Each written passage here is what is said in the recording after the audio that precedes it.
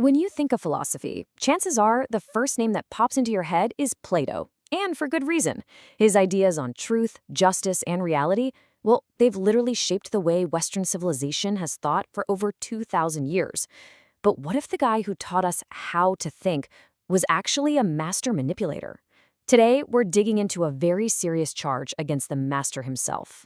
This quote from a Reddit thread kind of sums it all up. I mean, wow, that is a huge accusation. To call Plato a sophist, the very thing he spent his entire life fighting against, it's kind of like saying the inventor of the fire extinguisher was secretly an arsonist. It challenges everything we think we know about him. So, what's the deal here? Could it actually be true? Was Plato this sincere, humble seeker of truth? Or was he just the best persuader who ever lived? A guy who could sell you on his own version of reality? All right, let's really dig into this. Okay, so to really get this, we've got to jump in our mental time machine and head back to ancient Athens. See, back then, philosopher and sophist weren't just titles. This was like a heavyweight title fight for the very soul of Greek thought. Now, according to Plato himself, the difference is like night and day. On one side, you've got the philosopher. They're searching for absolute, capital T, truth.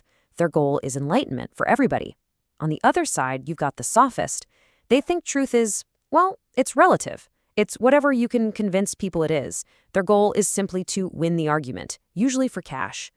Think of it this way. A philosopher wants to build a bridge with you, to get to the truth together. A sophist just wants to win the argument and be the last one standing on the hill.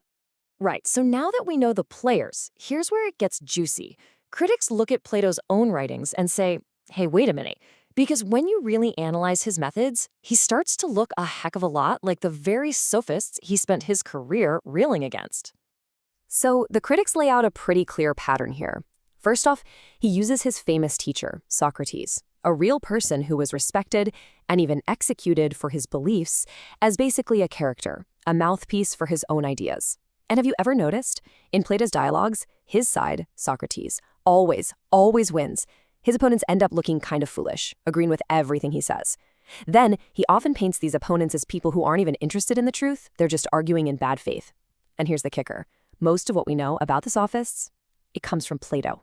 He's literally writing the history of his own victory. But if you're looking for the smoke and gun, Exhibit A for the prosecution has to be this concept from his masterpiece, The Republic. It's called The Noble Lie. And this isn't some little white lie. No, this is a massive foundational myth, a straight-up untruth that the rulers of his perfect society are supposed to tell everyone else just to keep the peace and make sure everybody stays in their lane. And here's Plato justifying it in his own words. He says it's for the greater good. But this raises a gigantic question, right? Does a true philosopher, a lover of wisdom and truth, tell people to lie to the public? Even if it's for a good reason, isn't that just using a powerful persuasion tool to get the outcome you want? I mean, that sounds exactly like what a sophist would do. Okay, but it's not that simple. Of course, there's a whole other side to this story, a powerful defense for Plato. His supporters would say, whoa, hold on, you're calling his methods tricks? You are missing the entire point. What if they weren't tricks at all? What if they were actually brilliant teaching tools? From this point of view, you're not supposed to read Plato's dialogues like courtroom transcripts. Think of them more like a workout video for your brain. They're designed to show you how to think, not what to think. And the character of Socrates isn't just a puppet for Plato, he's the ideal philosopher, the coach, showing you the moves, exposing bad arguments, and guiding you toward the truth. The goal isn't to hand you the answers, it's to train you to find them yourself. And the name of this philosophical workout is the dialectic. Forget winning and losing. This is a team sport.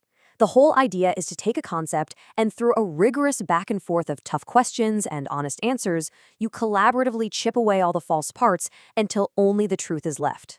For Plato's defenders, this is the total opposite of sophistry. It's a machine built for finding truth, and his dialogues are the instruction manual.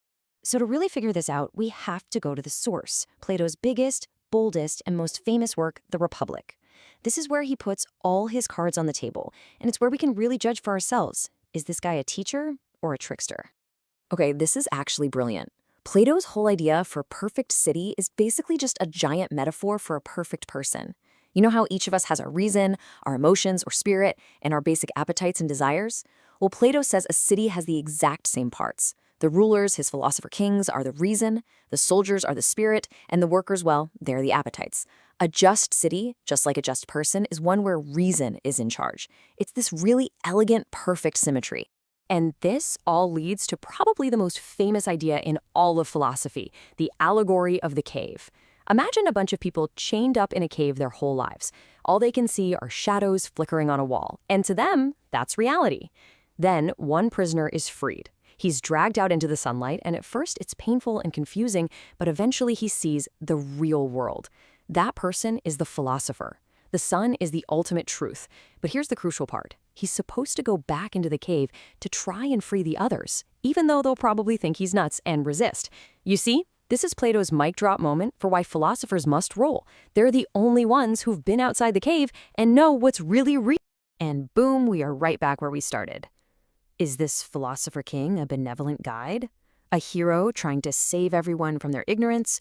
Or is he an arrogant elitist who thinks he's the only one who gets it and feels totally justified in using tools like the noble lie to force his version of reality on everyone else?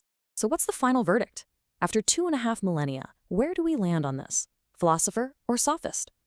Well, the most fascinating thing is that maybe the answer isn't the most important part of Plato's legacy. Maybe the question itself is, because this ancient debate is more relevant today than ever before. Here's the core of it. Plato's entire life's work lives in that really blurry, tense space between finding the truth and convincing other people that you've found it. The thing is, he was just so good at the persuasion part, so incredible at rhetoric, that it's almost impossible to separate his methods from his message. To reveal the truth, he had to be the most convincing guy in the room. And this brings us right back to that Reddit comment, which just hits the nail on the head. Think about it in your own life. When an argument persuades us, we call it logic or truth. But when an argument convinces people we disagree with, we dismiss it as spin, propaganda, or sophistry. It just shows our own biases. Plato's playbook is absolutely all over our modern world. We just use different language. We don't call people sophists anymore. We call them trolls or bots, or we accuse them of arguing in bad faith.